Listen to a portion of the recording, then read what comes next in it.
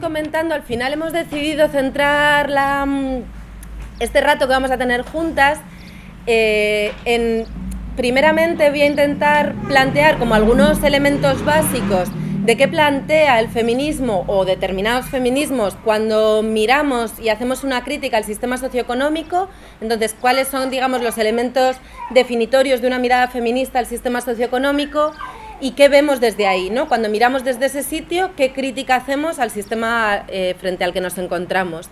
Pero luego centrarnos en una parte que pensábamos que podría resultar como de interés dada la coyuntura y la nueva situación, que sería hacernos como algunas preguntas que podríamos hacer a medidas o iniciativas que pongamos en marcha y en concreto a políticas públicas que se pudieran poner en marcha para pensar si son meros parches del sistema o si pueden ser herramientas de transformación. Entonces, como desde una perspectiva feminista, ¿qué preguntas podríamos hacernos a la hora de proponer cosas, por decirlo de alguna manera? Entonces, bueno, pues que esperamos que os resulte interesante este planteamiento que hemos decidido, ¿no? Entonces, rebobinando, en primer lugar, ¿qué planteamos desde determinados feminismos? Los feminismos, como sabéis, son muy diversos y las miradas feministas a la economía son también muy diversas. Entonces, creo que no habrá dos personas que podamos contar lo mismo, aunque sí que vamos construyendo, yo creo, también cierto discurso compartido. Entonces, desde determinados feminismos que podríamos decir son claramente anticapitalistas, son claramente, digamos, decoloniales, intentarían serlo. Desde estos feminismos, ¿qué planteamos sobre las miradas a la economía? ¿Cómo definiríamos una mirada feminista a la economía? Y podríamos decir, por simplificar, como que hay dos elementos clave. En primer lugar, y esto lo decimos todo el rato y al final es súper difícil hacerlo, que economía no es dinero, que economía no son mercados, que trabajo no es empleo, sino que economía son el conjunto de procesos que sostienen la vida y el conjunto de esferas donde se están generando recursos necesarios para sostener la vida, para satisfacer nuestras necesidades y deseos materiales y emocionales. Necesidades, deseos, ese es otro debate, pero bueno, lo dejamos aparcado. Entonces, economía no es dinero. El dinero es una forma históricamente concreta de organizar determinados circuitos económicos, pero los mercados coexisten con esferas que no son de mercado y los mercados no tienen por qué ser capitalistas. Entonces, que tenemos que dejar de emperrarnos en entender los flujos monetarios y en llamar economía solo a eso. Entonces, economía no solamente es más que eso, no solamente son mercados y otras esferas y trabajos no remunerados, sino que economía, insisto, son los procesos que sostienen la vida. Y hay muchas cosas a las cuales les estamos poniendo el nombre, por ejemplo, de crecimiento económico, que son directamente antieconómicas, porque destruyen vida. Entonces, el primer elemento sería, digamos, descolonizar nuestra mirada sobre la economía y quitarnos a los mercados capitalistas del centro de nuestra mirada y, sobre todo, de nuestra propuesta política. O sea, que las propuestas económicas no tienen por qué tener como referente primero y último o como marco inamovible los mercados capitalistas. Entonces, el primer planteamiento es: economía es sostenibilidad de la vida. Y ojo, aquí viene otra pregunta, que luego ya me meteré más en ella. La vida no es nada en abstracto. La vida es lo que definamos como vida que merece ser vivida. Entonces, tenemos también que abrirnos la pregunta de qué entendemos por vida que merece ser vivida, qué entendemos por bienestar, para lo cual queremos generar un sistema económico que lo haga posible.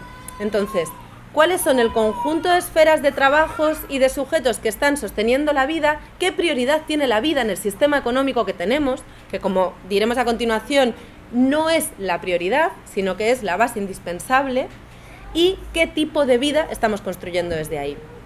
Y el segundo elemento definitorio de una mirada feminista a la economía sería precisamente intentar rastrear las dimensiones heteropatriarcales del sistema.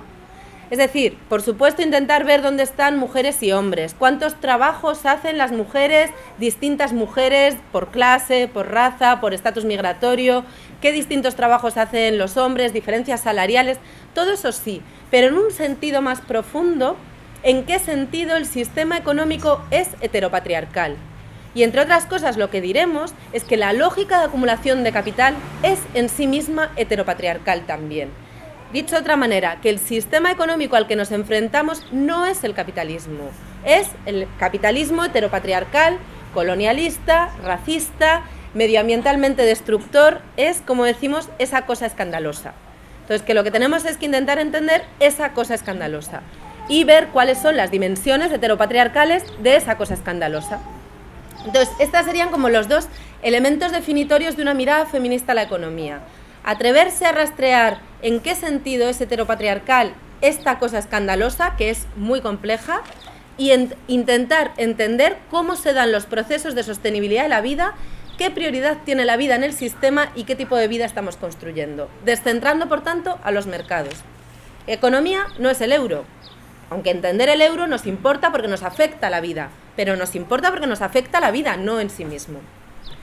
Entonces, mirando desde aquí, desde estos como dos ejes clave, que insisto, creo que son como muy básicos de decir, pero que luego es muy difícil de hacer y muy difícil al final no terminar llamando trabajo a lo que es empleo, no terminar midiendo el resto de trabajos en función de lo que se parecen o no al empleo, etc. Pero bueno, desde aquí, ¿qué es lo que vemos cuando miramos el sistema? Desde un sitio distinto a los mercados.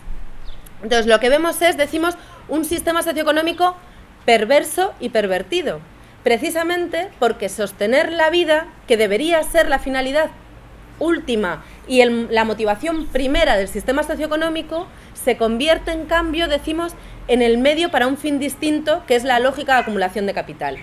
Entonces, lo que decimos es que el sistema socioeconómico capitalista, heteropatriarcal, esta cosa escandalosa, se construye, decimos, sobre un conflicto estructural e irresoluble entre el capital y la vida, entre los procesos de acumulación de capital y los procesos de sostenibilidad de la vida del conjunto de la población y de la vida del planeta, no de determinadas vidas individuales, porque hay vidas individuales que salen muy bien paradas en el sistema, pero la vida como hecho colectivo y como un hecho que nos trasciende en tanto que seres humanos, la vida del planeta está en riesgo.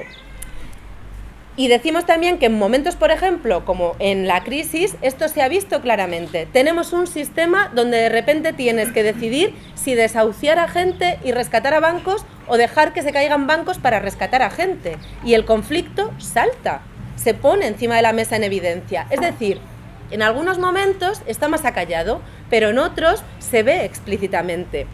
Desde los feminismos veníamos denunciando el conflicto capital-vida muy en conexión con el conflicto de los tiempos de la vida.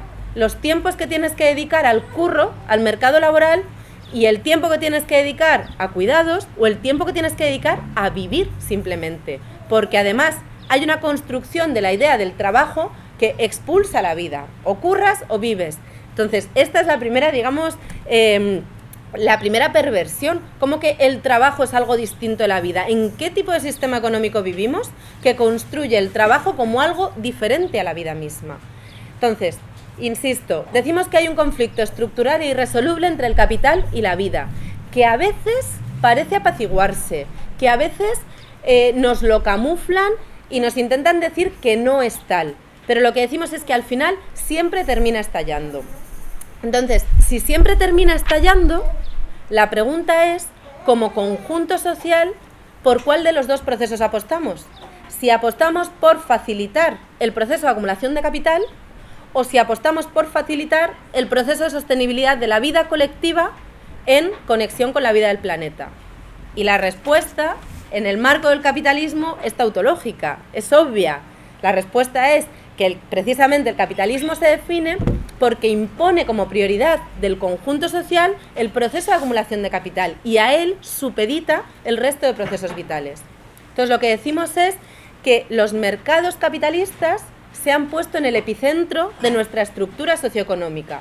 Entre otras cosas, que nuestros tiempos de vida están gobernados por los tiempos del mercado y por los tiempos del mercado laboral.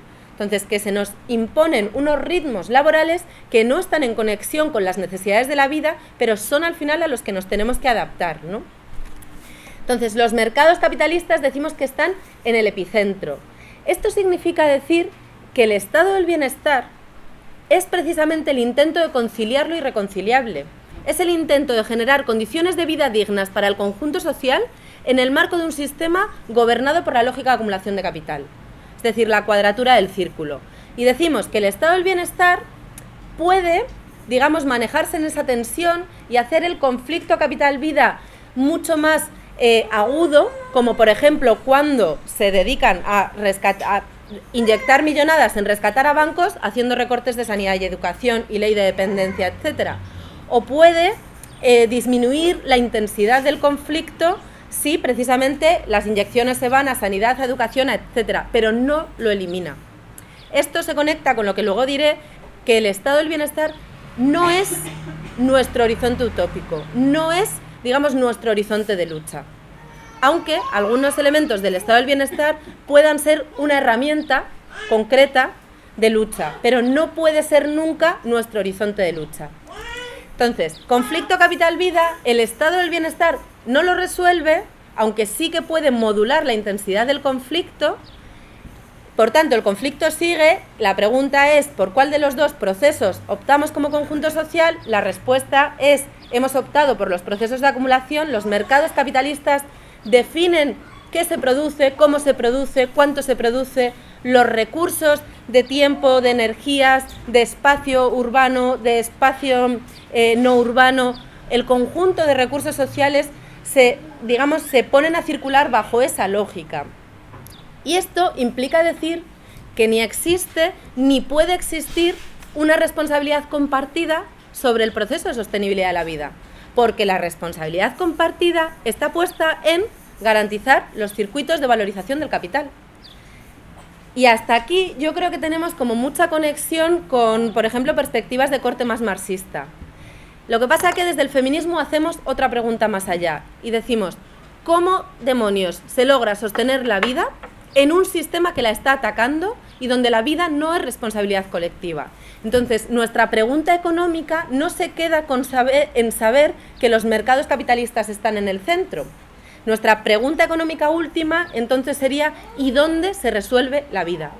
Y lo que decimos es que en el marco de una economía movida por la lógica de acumulación de capital, la vida se resuelve, entre otros elementos, a través de lo que llamamos los cuidados. Entonces, decimos que la responsabilidad de sostener la vida, digamos como que se producen tres movimientos claves sobre la responsabilidad de sostener la vida. Primero, la responsabilidad de sostener la vida, de generar economía en el día a día, de generar cuerpos concretos, gente concreta, más o menos sana emocional y físicamente. La responsabilidad de sostener la economía en lo cotidiano se mete dentro de las casas. No es responsabilidad del común, es responsabilidad individual de cada quien, es lo de que cada quien se apriete el cinturón. Ojo, con las redes de intimidad que tenga, es decir, con la familia en la que esté y con el dinero que tenga, con la capacidad de compra en el mercado.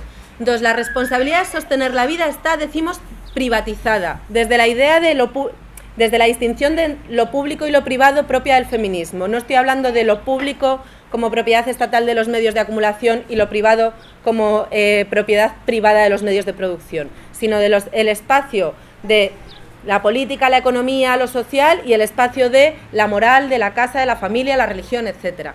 Entonces, decimos, insisto, que la responsabilidad de sostener la vida se privatiza, se mete en las casas, se encierra entre cuatro paredes.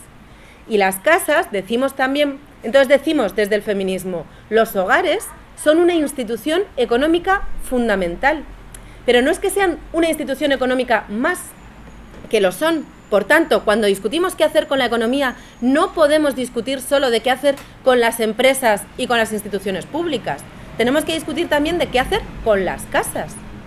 Entonces, son una institución económica de la cual tenemos que hablar y ninguna propuesta económica seria se los puede escamotear.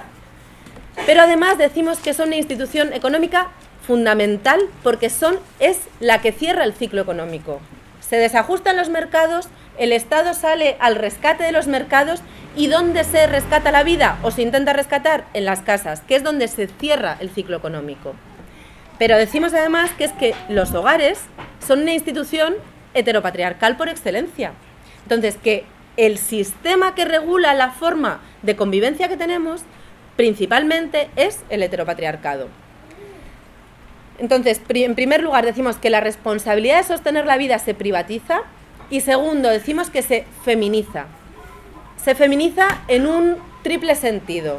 En un sentido simbólico, porque el hecho de sostener la vida, de encargarse de sostener la vida ajena, incluso a costa de la propia, en el marco de un sistema donde la vida no es prioridad, se convierte en un elemento definitorio de la construcción de la feminidad hegemónica. Entonces, el ser mujer pasa por dedicarse a cuidar al resto, por asumir la tarea de sostener la vida en un sistema que la está atacando. Entonces decimos que hay una construcción diferencial de la masculinidad y de la feminidad.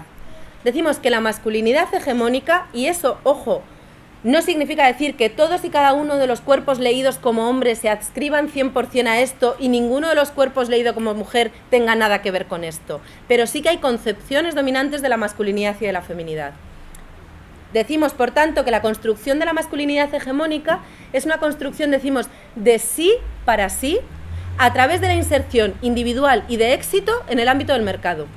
Entonces, el tener una identidad propia pasa por tener un lugar propio, personal, reconocible en el ámbito de lo público, que es en general el ámbito del mercado. Hay quienes podríamos decir que lo sustituyen por el ámbito de la militancia, pero es en el ámbito de la fuera, digamos. Y luego, si hay sitio, me ocupo del resto. Pero en primer lugar, construyo mi propia identidad. Decimos que en cambio la construcción de la feminidad es una construcción de sí para el resto a través de encargarse de esas tareas residuales en el capitalismo que se hacen de puertas para adentro del colectivo, de puertas para adentro de la familia, pero de puertas para adentro y que están sosteniendo la vida en un sistema que la está atacando. Y luego, en un segundo momento, si hay hueco, me preocupo de mí misma. Pero en un primer momento garantizo la vida ajena. Entonces decimos que es una lógica de la inmolación y del sacrificio. Dicho de otra forma, que el individualismo que siempre criticamos, que prima en los mercados, tiene una cara oculta, que es la inmolación feminizada. Y que sin la inmolación feminizada, y ojo, podríamos aquí también decir de las clases sirvientes, no hay individualismo que valga. Cuando decimos lo de que pretenden que todo el mundo seamos muy individualista, si todo el mundo fuéramos individualista, no durábamos ni 2 días. Entonces, hay quienes pueden jugar a ser ese sujeto individual de éxito, porque hay quienes están inmolando por detrás. Entonces, responsabilidad de sostener la vida feminizada, a veces a esto lo hemos llamado ética reaccionaria del cuidado. Entonces, en esto de los cuidados, no es que funcione una ética muy bonita de cuánto me preocupa la vida ajena, cuánto quiero a los míos, sino que funciona una cosa de que es que si no cuido, hay muerte directamente. Y entonces tengo que cuidar, quiera o no, por obligación, renunciando incluso a mi propio bienestar, ¿no? Esto tiene una implicación clara en términos de distribución de los tiempos y de los trabajos y de los recursos. Entonces, con esta parte me meto menos, ¿no?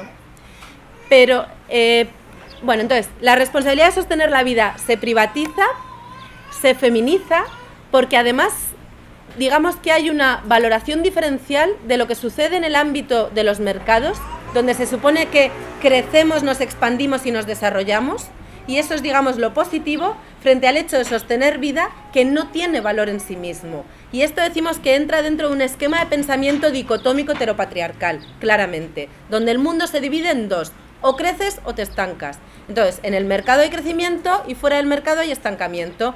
Por tanto, ¿por qué optamos como conjunto social? Por el crecimiento de mercado. ¿Qué es lo que decimos? Ojo, que aquí nos la han colado, porque lo que crece en el ámbito del mercado es el capital. Es decir, es una medida ficticia, una mentira, una medida ficticia de acumulación de riqueza, de una riqueza que no es tal porque es, digamos, puro aire. El dinero es aire, no tiene que ver con la riqueza real, ¿no? Bueno, no me desvío por ahí, que entonces me enrollo y no sigo con el argumento. Si luego interesa, volvemos. La responsabilidad de sostener la vida se privatiza, se feminiza y decimos, en tercer lugar, que se invisibiliza. Y cuando hablamos de invisibilidad, nos referimos a que son trabajos que no se pagan, que si se pagan fatal, que no generan derechos sociales, o que si generan son ínfimos, como los del empleo de hogar, a que no hay números para medirlo, a que no tenemos nombres, porque no sabemos cómo llamarlo. Y a veces hablamos de trabajo doméstico, de trabajo reproductivo, de trabajos invisibles, de cuidados. Tenemos un follón enorme. Entonces, invisibilidad en todos esos sentidos, pero en un sentido más amplio, invisibilidad en términos de que desde ahí no hay capacidad para ejercer, para hacer política, para cuestionar el conjunto del sistema. Invisibilidad en la medida en que haciendo eso y desde esas esferas económicas que asumen la responsabilidad de sostener la vida, no te construyes como un sujeto político que cuestiona el sistema económico. El lugar donde se construyen los sujetos políticos que cuestionan el sistema son los mercados, la clase trabajadora, que es una definición de mercado. Entonces decimos que en última instancia el elemento fundamental de la invisibilidad es que no se hace política desde ahí, no se construye conflicto desde esos espacios, no nos constituimos en sujetos con deseo, digamos, de incidir en el mundo en el que vivimos. Es el terreno de lo individual, la moral, la religión, las decisiones, las negociaciones individuales, el etcétera, etcétera, pero no de la negociación y del conflicto colectivo, ¿no? Y ojo, decimos también que no es que sean invisibles, es que se invisibilizan. Dicho de otra manera, que la única manera de soportar vivir en un sistema donde la vida está siendo sistemáticamente atacada es no ver el conflicto. Y la manera de no ver el conflicto es meterlo en el sitio que no existe, el sitio que no se ve. Por tanto, es un ejercicio expreso de invisibilización, no es una invisibilidad que venga por casualidad. Y por eso decimos lo de que el sistema económico tiene la forma de un iceberg, ¿no? Y en este sentido, podríamos decir que los cuidados son uno de los mecanismos fundamentales que permiten sostener la vida en un sistema donde la vida está siendo atacada. Y los cuidados, desde esta óptica, no son cambiar los pañales de los críos, que también, no son limpiar la ropa, no son lavar la cocina, son todo eso e infinitamente más. Son, decimos, un conjunto totalmente elástico de trabajos que se expande o se adelgaza según condiciones del conjunto del sistema, que son, decimos, los trabajos residuales del capitalismo heteropatriarcal. Es todo lo demás que hay que hacer para que la vida salga adelante. Entonces, los trabajos residuales que hacen todo lo demás que hay que hacer para que la vida salga adelante y que intentan, digamos, apañar en la medida que se pueda los destrozos hechos por la lógica de acumulación de capital. ¿Y qué hacen esto? Sometidos a esa triple condición. Están privatizados, están feminizados y están invisibilizados. Entonces, los cuidados no son, a mi juicio, nada bonito. Los cuidados son la contracara del trabajo asalariado. Entonces, si queremos acabar con el trabajo asalariado, hay que acabar con los cuidados. Otra cosa es que queramos cuidar la vida en un sentido diferente, pero los cuidados hoy son, insisto, los trabajos residuales del capitalismo heteropatriarcal. Y en ese sentido decimos que el sistema económico es insostenible porque ataca la vida en vez de sostenerla. Y es inherentemente jerárquico porque siempre va a necesitar esferas económicas invisibles y sujetos económicos invisibles y trabajos invisibles para poder mantenerse en pie. Entonces, decimos que es, insisto, inherentemente jerárquico, pero que eso no significa decir que haya una escisión limpia. Clase burguesa, clase trabajadora, hombres, mujeres, migrantes, autóctonos, el norte y el sur. Lo que decimos es que significa decir que hay un único sujeto que se construye como la única vida digna de ser sostenida por el conjunto social y de ser rescatada en tiempos de crisis a costa de los malos vivires desigualmente repartidos del resto. Entonces decimos que este sujeto privilegiado, dicho de otra manera, que el capitalismo es un conjunto de mecanismos que permiten acumular poder y recursos en manos de un sujeto único en la medida en que se va precarizando de manera desigual la vida del resto. Y este sujeto único es ese que hemos llamado a veces el BBVA, el blanco, burgués, varón, adulto, hetero, con una funcionalidad normativa. Entonces, en la medida en que nos alejamos de ese sujeto, nuestras vidas van siendo cada vez más precarias porque están siendo sometidas a un ataque cada vez mayor por ese conflicto capital-vida. Entonces hay un único referente y el resto vivimos niveles de precariedad vital desiguales y en conflicto muchas veces. Entonces, esta sería como la lectura que hacemos del sistema. ¿Cuál sería la lectura que hacemos del momento actual? Pues decimos, en términos como muy de titulares, decimos que estamos viviendo una crisis civilizatoria. Es decir, que es una crisis multidimensional, que es una crisis ecológica, que es una crisis de reproducción social, es decir, que la reproducción de la vida está en riesgo. Antes hablábamos de crisis de cuidados, esto ya se ha agravado porque decíamos, el mercado parece que va bien, pero la vida va mal y en los cuidados lo vemos. Ahora la vida va mal en términos más amplios y más visibles, ¿no? Es una crisis política, es una crisis, decimos también, de sentido ético de la vida. Entonces, una crisis multidimensional que venía de mucho antes de 2007-2008, que se ha agravado por la respuesta política que se ha dado al estallido financiero, porque, ojo, decimos, el estallido financiero no es nuestra crisis. Que se hundan los procesos de valorización de capital no es la crisis, en el sentido de que no es el problema colectivo que queremos resolver, es su problema. El nuestro es que la vida está en riesgo. Y es verdad que la vida se ha puesto en riesgo por las medidas anticrisis, entre comillas, las medidas que han rescatado los procesos de acumulación a costa de atacar los procesos vitales. Entonces, la crisis es multidimensional, precedía a 2007-2008, en un sentido muy amplio decimos que es civilizatoria del proyecto de modernidad que arrastramos al menos desde hace 500 años. Decimos también, como dicen desde el ecologismo, que el decrecimiento de la esfera material va a ser sí o sí, es decir, que aprender a vivir mejor con menos energía, con menos recursos naturales, con menos consumo de recursos naturales no es una opción, sino que es un hecho, que vamos a tener que aprender a ello.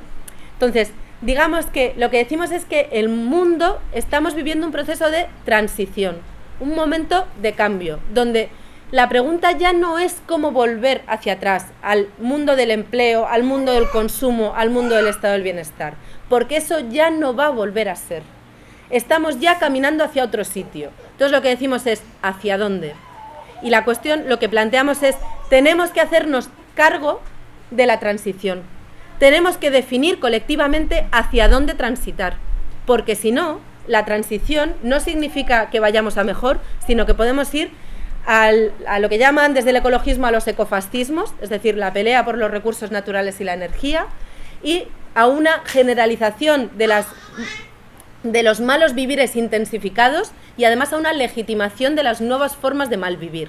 Entonces, para evitar ese horizonte, digamos, distópico, lo que planteamos es, tenemos que hacernos colectivamente responsables del proceso de la transición y preguntarnos colectivamente hacia dónde queremos transitar. O, como nos decían unas compañeras, lo que tenemos es que hacernos la pregunta de cuál es nuestra utopía colectiva. Porque precisamente esta cosa escandalosa nos ha roto los proyectos colectivos, porque nos los ha despiezado en proyectos individuales. Entonces necesitamos un proyecto colectivo que no significa una receta cerrada de hacia aquí y no te desvíes ni un milímetro, pero sí que significa un cierto horizonte de hacia dónde caminar juntas y juntos, porque si no, el tránsito se va a gobernar por los criterios de esta cosa escandalosa, por los mecanismos de exclusión y de jerarquización y de explotación de la vida de esta cosa escandalosa. Entonces, necesitamos, decimos, abrir la pregunta de cuál es nuestra utopía compartida, y a esto a veces lo hemos llamado buen vivir. Entonces decimos, necesitamos un debate radicalmente democrático de a qué llamar buen vivir, a qué llamar vida que merece ser vivida y cómo vamos a intentar hacerla colectivamente posible. Entonces no es un debate sobre qué es la felicidad para ti, para ella, para él, para mí, sino un debate de cuál es la vida que queremos vivir como conjunto social. Y, en segundo lugar, cómo hacerla posible. Y en este cómo hacerla posible, si planteamos, por tanto, que eso que definamos colectivamente como buen vivir es nuestro horizonte de tránsito, por llamarlo de alguna manera, lo que decimos es que el camino pasa sí o sí por el decrecimiento, es decir, por quitar poder a la lógica de acumulación como el elemento articulador de esta cosa escandalosa. Sobre el decrecimiento podemos debatir mucho y cada quien habla de decrecimiento poniendo énfasis en distintas cosas, pero decrecimiento al menos en dos sentidos: decrecer la esfera material, como decía antes, es decir, pico del petróleo, ya no vamos a poder vivir con la energía que vivíamos, etcétera, con la energía abundante y barata. Decrecimiento, por tanto, material, pero decrecimiento en el sentido de quitarle el poder a la lógica de acumulación, que además de capitalista es colonialista, es antropocéntrica, es heteropatriarcal, como el eje que articula y vertebra el sistema socioeconómico.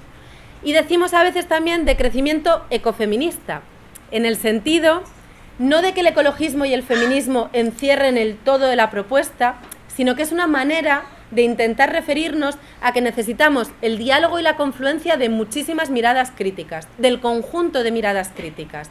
Dicho de otra forma, que en esto nadie tenemos la verdad absoluta. Todo el mundo no, pero las miradas críticas tenemos trocitos de verdad que tenemos que poner a dialogar. Entonces, decimos ecofeminismo porque refiere al menos a dos, pero hay gente que dice ecosocialista y feminista, podemos discutirlo. Pero en todo caso, quitar poder a la lógica de acumulación de capital, uniendo pedacitos de verdad que tenemos dispersos en un diálogo horizontal.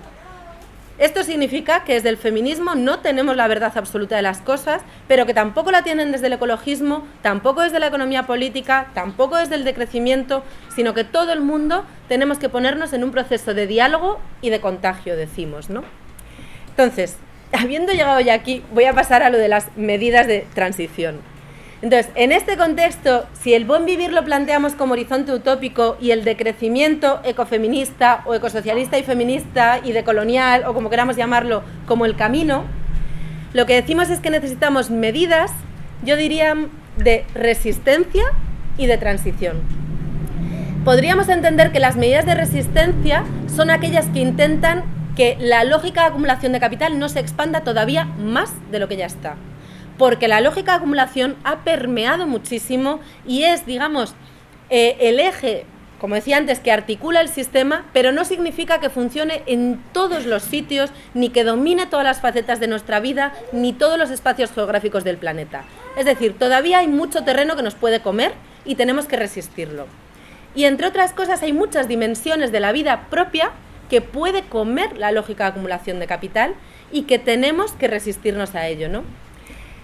Y yo creo que aquí, por ejemplo, el feminismo, un debate clave que tenemos es el tema de las bioeconomías, es decir, de hacer negocio con los procesos biológicos y con parte del cuerpo, que hasta ahora no eran un nicho de negocio.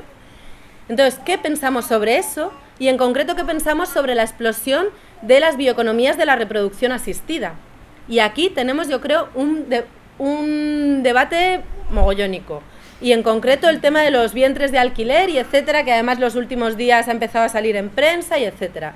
Entonces yo diría que hay un principio de resistencia a la expansión de la lógica de acumulación de capital, que tenemos que pensar cómo articularlo en concreto en debates que tenemos pendientes, ¿no?, encima de la mesa. Entonces, medidas de resistencia y medidas de transición. Las medidas de transición serían aquellas que nacen ya más bien, como por decirlo de alguna manera, desde dentro del vientre de la bestia, desde dentro de esa cosa escandalosa.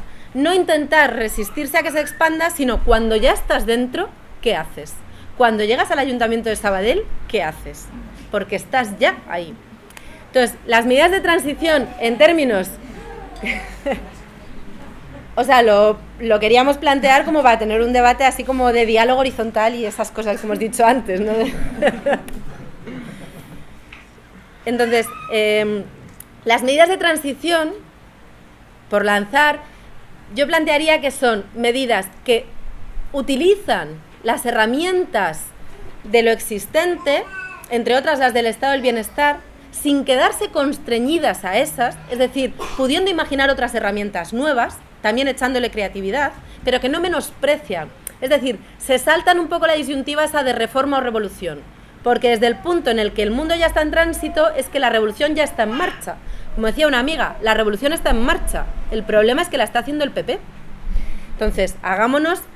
El PP ha hecho una auténtica revolución, la Troika está haciendo una auténtica revolución, es decir, está gobernando la transición, está gobernando el cambio de sistema. Entonces, lo que no puede ser es que lo gobierne el PP y la Troika, tenemos que gobernarlo. Entonces, medidas que utilizan herramientas de lo existente, pero para ir hacia un sitio distinto, que combinan el dar respuesta a las urgencias hoy con el sentar las bases de un cambio sistémico. Entonces, la diferencia, a mi juicio, entre un parche y una medida de transición sería si en ese intento de dar respuestas a lo urgente con herramientas ya existentes estamos consolidando el sistema o estamos construyendo ese otro sistema en el camino del decrecimiento ecofeminista. Y entonces, para intentar pensarlas un poco, teníamos como una lista de 8 preguntas. Intento no enrollarme mucho para que luego haya espacio de debate.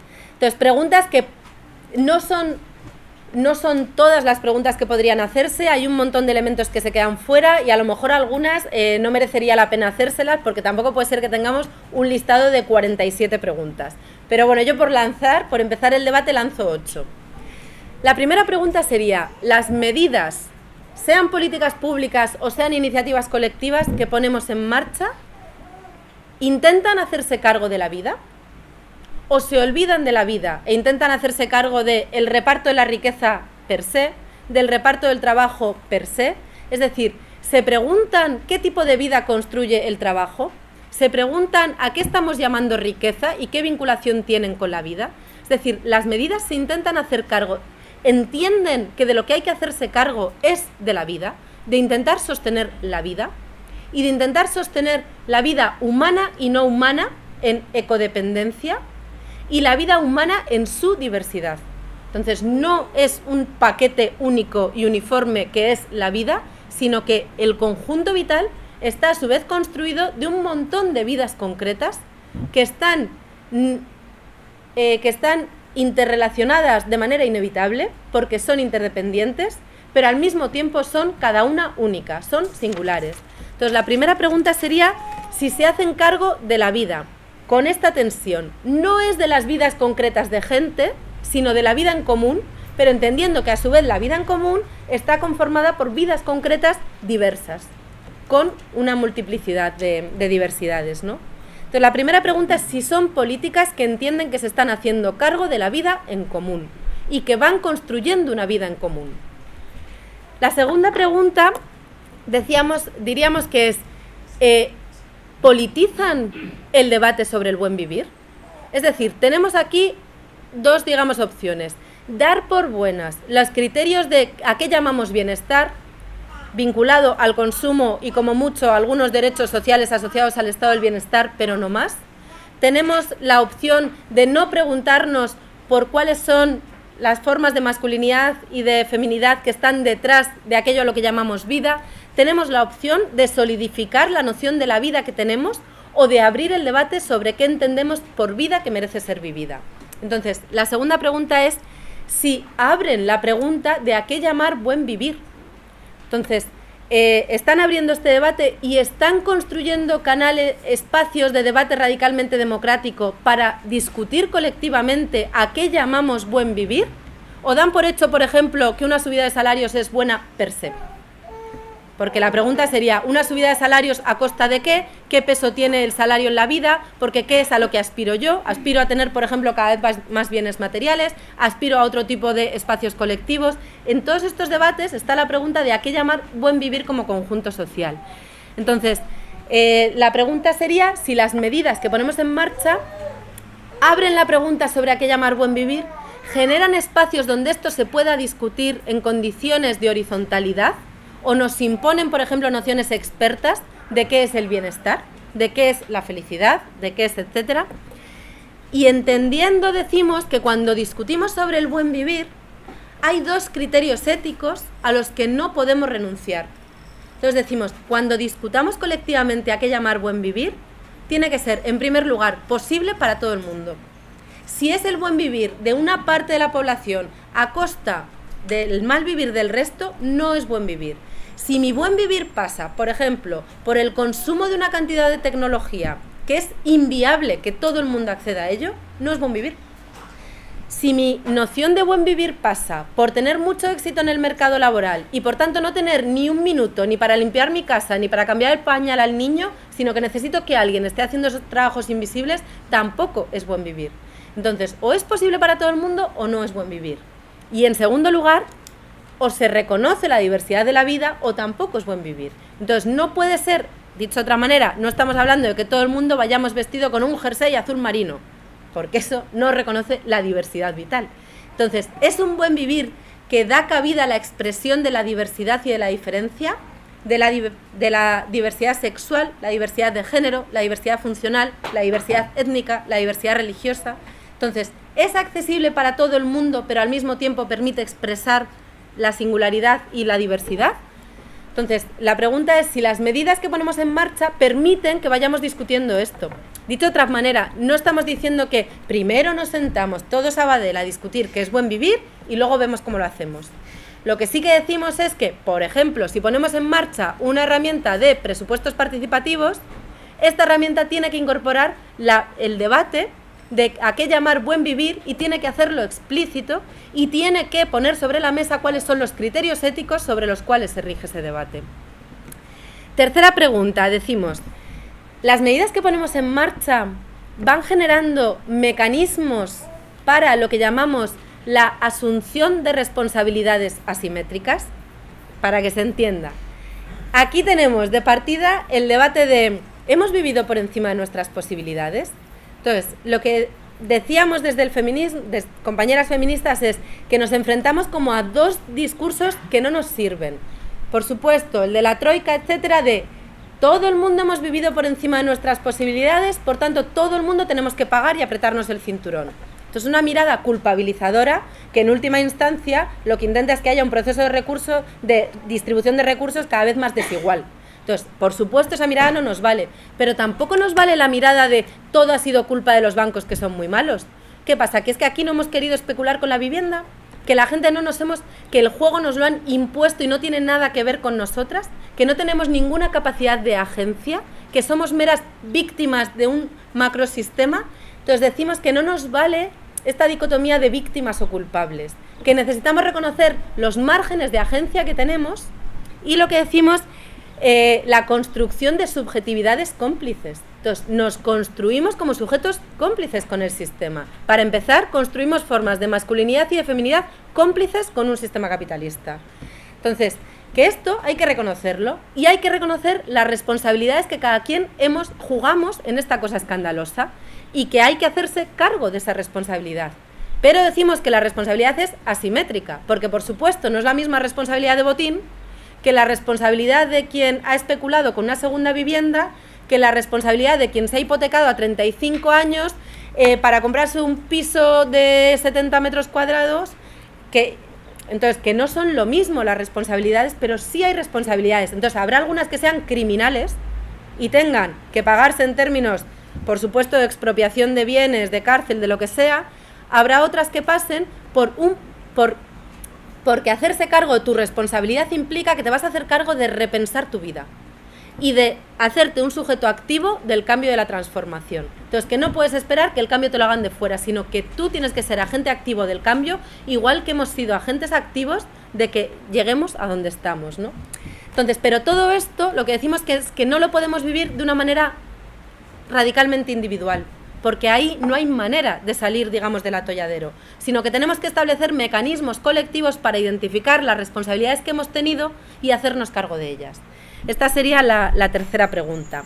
La cuarta pregunta que podríamos hacer a estas medidas de transición, decimos, es ¿promueven o ahogan eso a lo que podríamos llamar revolución silenciosa?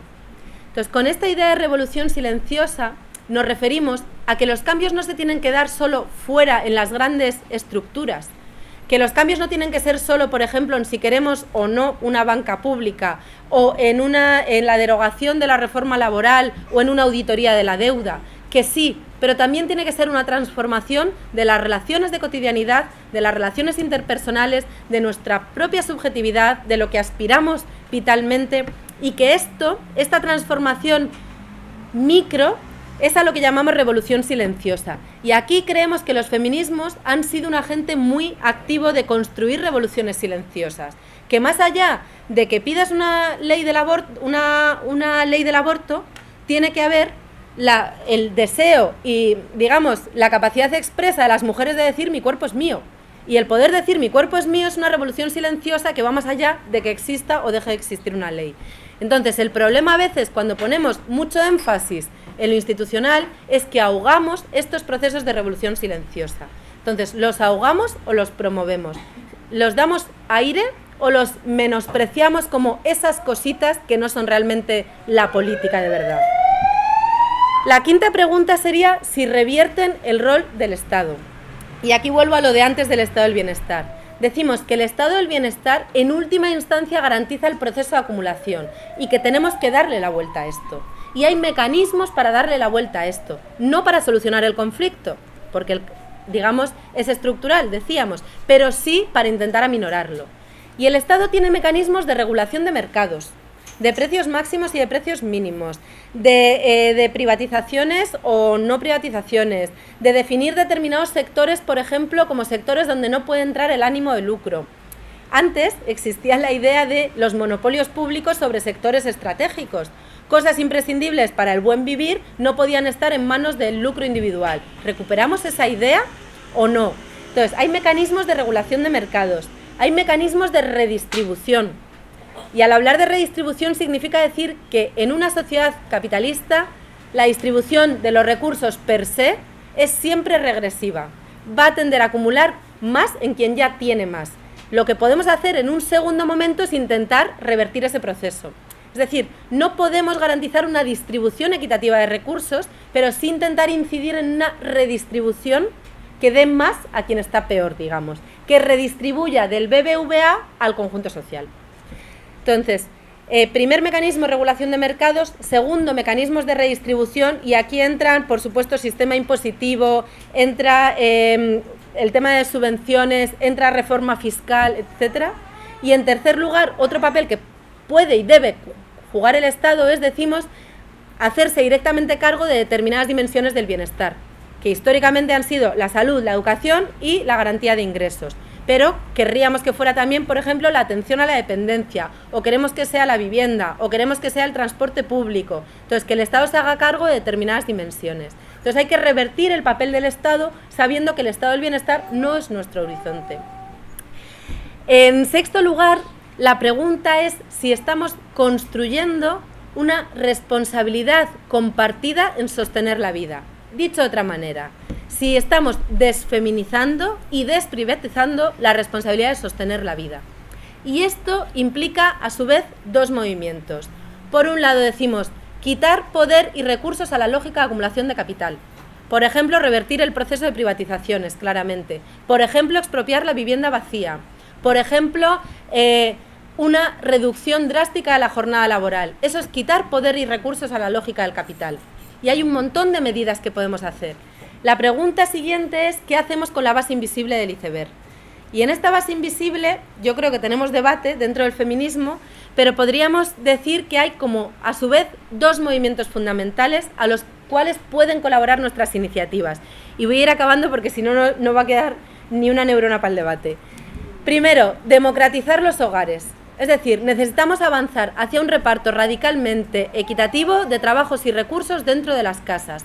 Y esto no puede ser responsabilidad individual de cada quien en su casa. Tiene que ser un problema que abordemos colectivamente. Y habrá que ver cómo. Porque, por ejemplo, desde el ecologismo dicen, en un contexto donde vamos a tener que vivir con menos energía, no podemos estar confiando únicamente en la simplicidad voluntaria. Que entonces yo voluntariamente ponga bombillas de bajo consumo y apague las luces. Es que a lo mejor se nos tiene que imponer un límite de consumo energético. ¿Podemos empezar a pensar en el tema de reparto de tiempos, trabajos y recursos dentro de las casas, en meter algún tipo de medida de presión externa? Porque esto es un gran tabú. Parece que el ámbito de lo privado es precisamente privado y que no se meta nadie. Es mi reino de la libertad. Lo que decimos es mentira que sea tu reino de la libertad.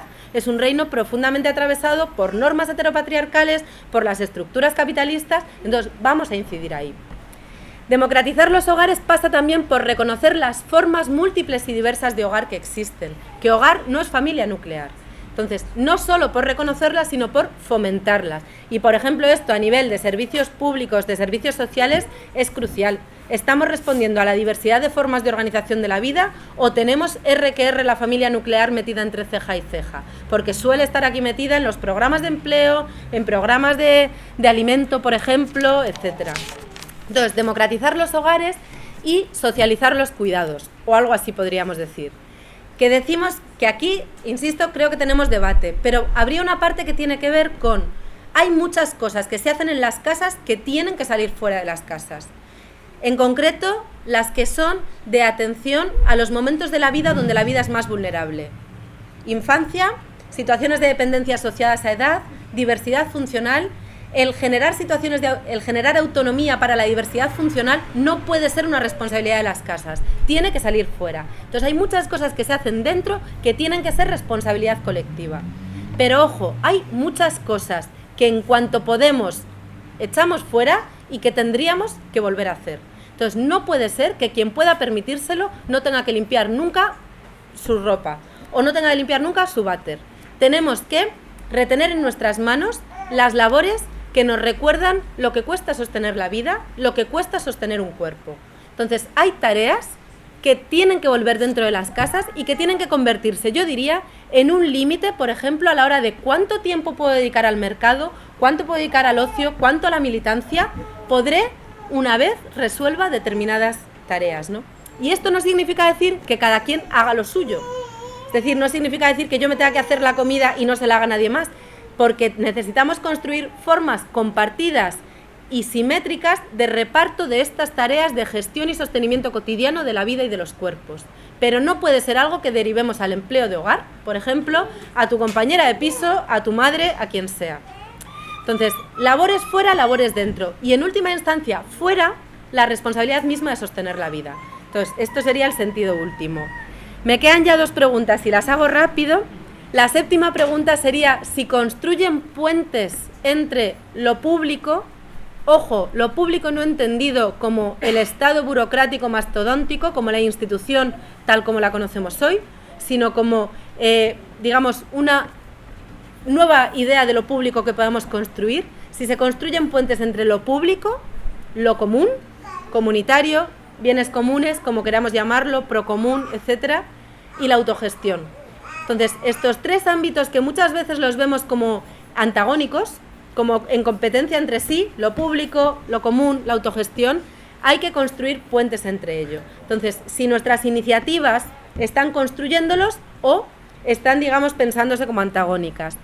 Y en último lugar, la pregunta sería si nuestras medidas afrontan los conflictos que existen. Es decir, si las estamos planteando desde una perspectiva de paz social, de aquí todo el mundo podemos salir bien parado, de todos ganan, o lo que decimos es, planteadas desde esta idea de la paz social, no vamos a tener nunca fuerzas para hacer de verdad un cambio sistémico, porque necesitamos reconocer los conflictos que están de fondo y en la base de nuestro sistema. Entonces, reconocemos los conflictos, los sacamos a la luz y los abordamos, y los conflictos no son solo con el 1%, los conflictos son entre el 99%.